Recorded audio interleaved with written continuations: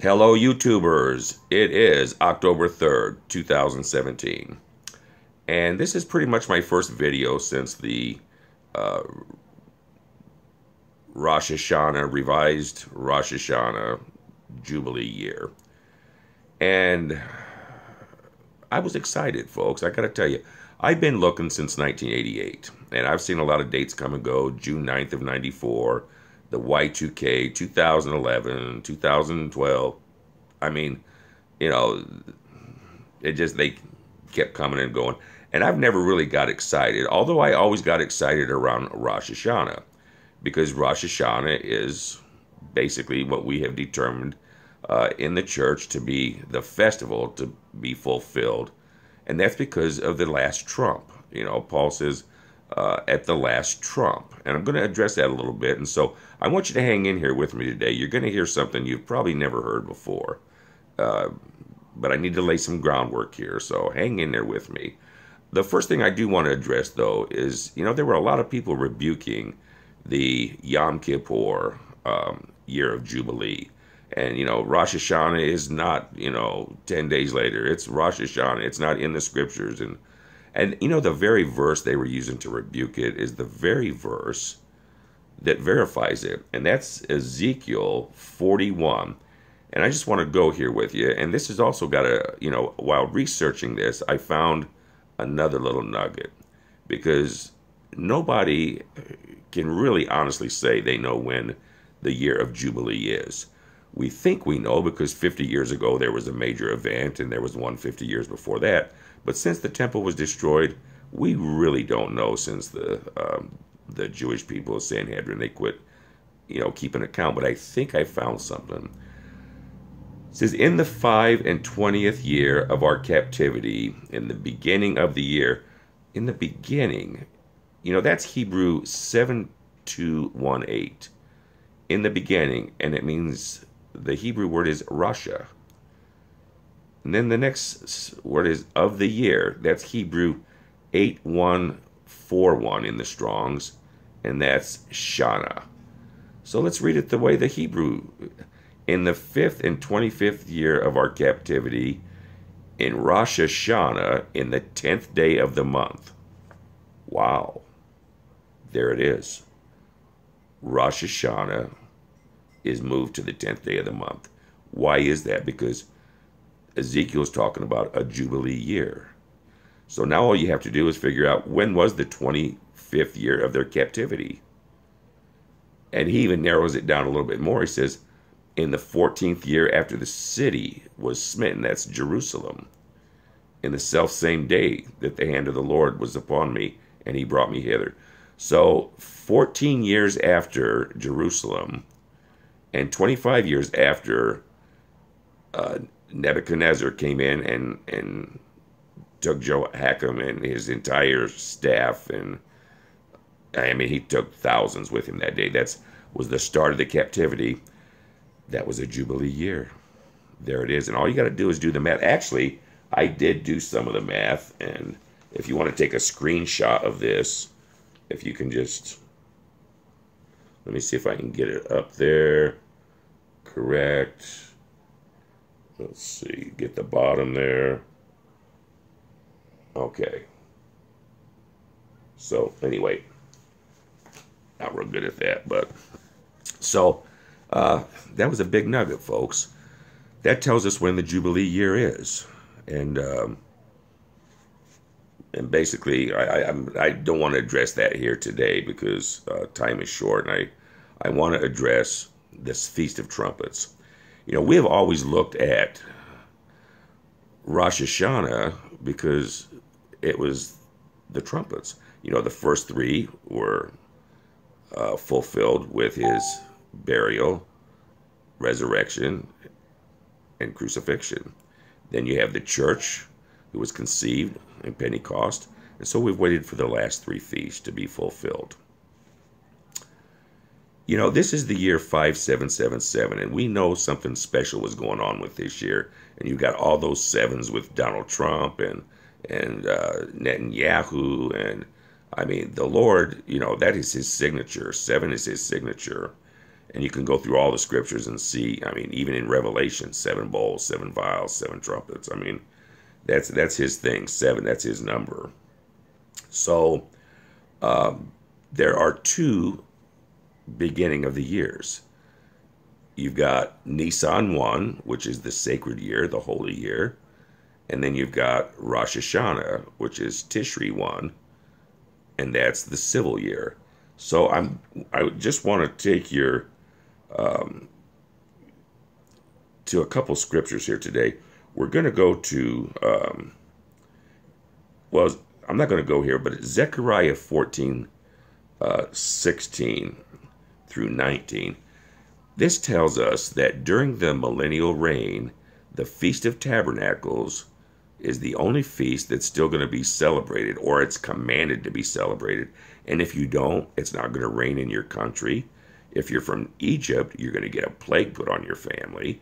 And there's a list of things that's going to happen because this is a feast that you are going to have to go to Jerusalem every year to celebrate the second coming of Christ. That's going to be a miraculous event, folks. And it's so miraculous that for 1,000 years, we're going to go there and celebrate it every Feast of Tabernacles. You know, Feast of Tabernacles is also called the Feast of Booths. It's called the Feast of Ingathering. And this is going to be a wonderful day that he ingathers. You know, when Joshua was going into the promised land, you know, he circumcised all the men who were between 20 and 60. And then they crossed over, and that was on this festival. And they celebrated it by building little booths to commemorate not only the years they spent in the desert for 40 years and make up little tents, but in the future, during the millennial reign, in faith, they were also celebrating what was to come. So I want to go to Leviticus, and I found something here. You know, we look towards Rosh Hashanah because Paul says at the last trump. But is that the last trump? Well, we just figured out, the watchman here in the last couple of weeks, that on a Jubilee year, there is another trump, and it's on atonement. But is there another trump? Well, there is. But in order to find it, you had to really dig into the scriptures. And so I'm going to take you to Leviticus 23, and this is where the feast of the Lord are laid out. And we're going to start with the first verse, and he says, "And the Lord spake unto Moses, saying, Speak unto the children of Israel, and say unto them concerning the feast of the Lord, which ye shall proclaim to be holy convocations, even these are my feast." And of course, the Moab deed, you know, and they're all to be a holy convocation. You have a feast, you have a holy convocation. So we're going to drop down here. And the last one is, they call it the Feast of Booths. And we're going to start the 33rd verse. And let me turn my Strongs on here. And it says, "And the Lord spake unto Moses, saying, Speak unto the children of Israel, saying, The 15th day of this 7th month." Well, this is called the 7th month here. They're talking about the feast.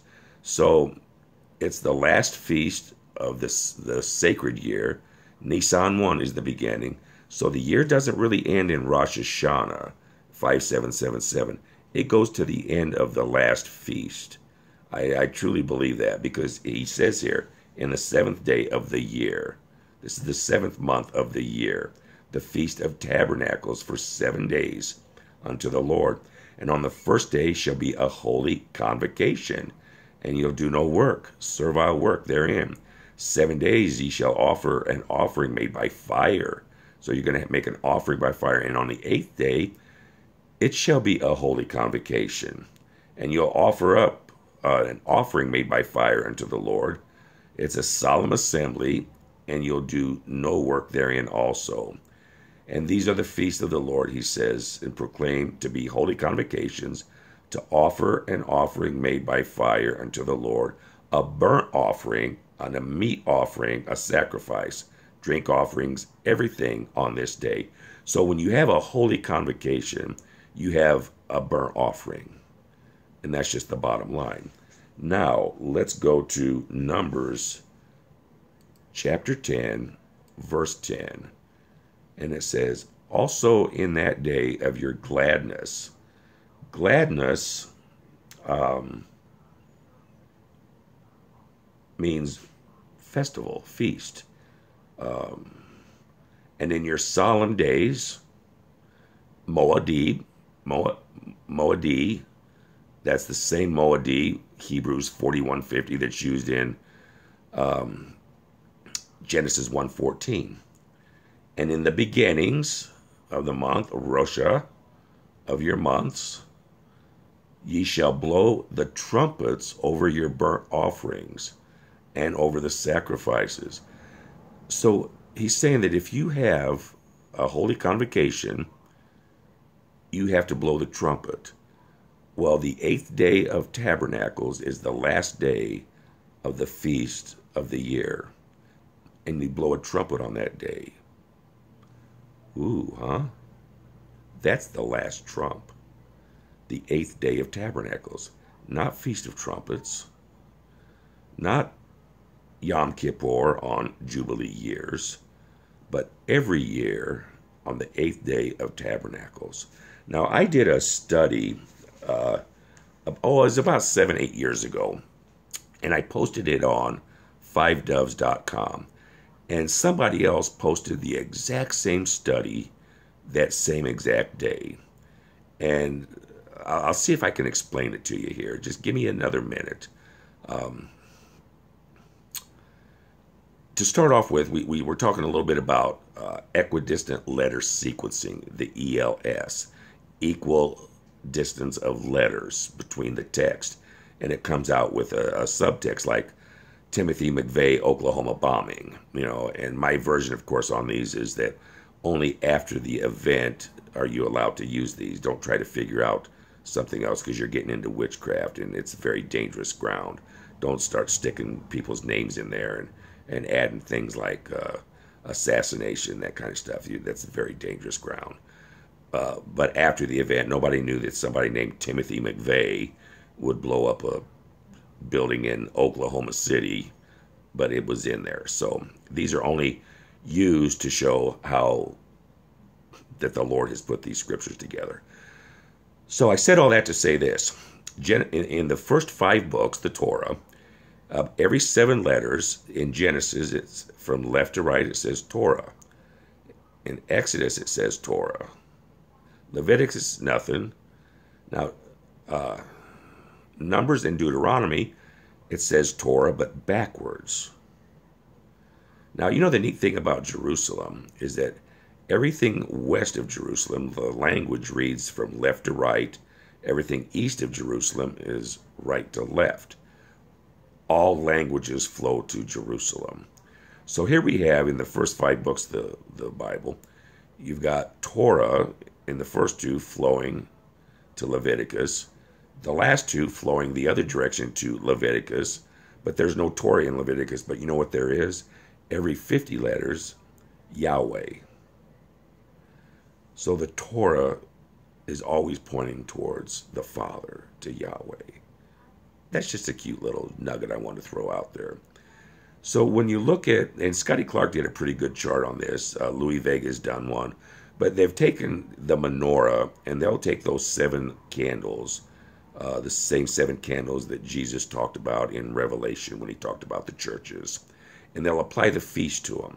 On the first 3 candles, you've got Passover, unleavened bread, first fruits.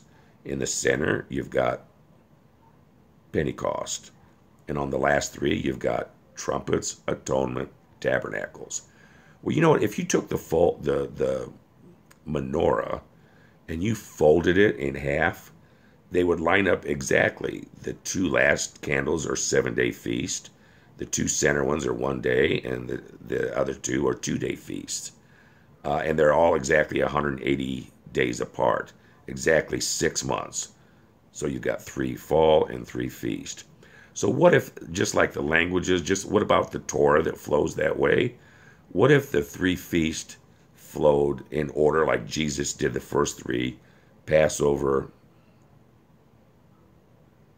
unleavened bread, first fruits. But the last three flow the other direction. Trumpets, atonement, Rosh Hashanah.